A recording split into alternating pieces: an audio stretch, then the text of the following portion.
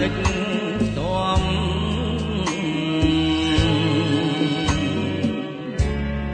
ពីធ្លាប់ណាសុខសារស់ដោយសុខធំអនិច្ចារូបខ្ញុំរស់រងទុក្ខ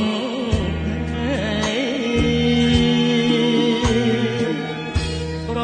តែងអ្នកមានស្រុកស៊ីវិល័យចិត្តខ្មៅអាប់ប្រេរាយលួងបនឡា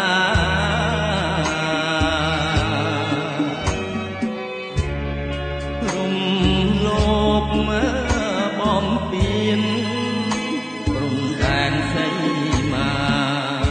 ចោលចិត្តរឹស្យាសន្តានបិសាចញើ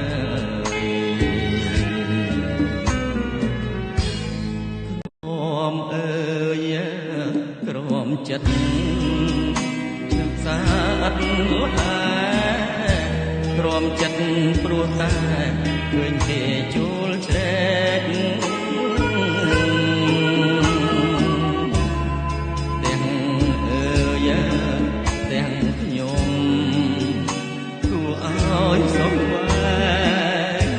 ចោលសៀមចូលលួចគ្មានត្រាប្រណី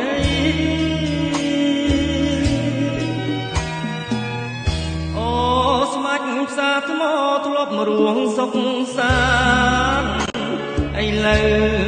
ឃ្លាតប្រាឃ្លាតទាំងអាល័យ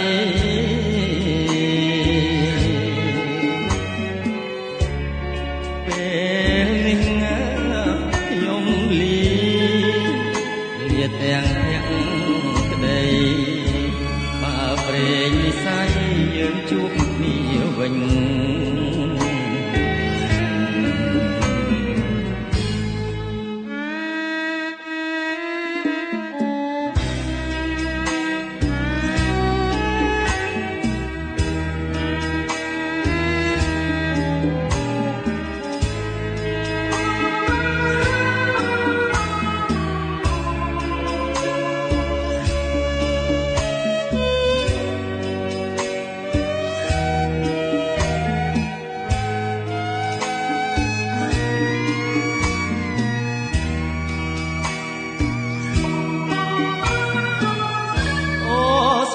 ផ្សារថ្មធ្លាប់រួងសុខសាន្តឥឡូវឃ្លាតប្រាំឃ្លាតទាំងអាល័យ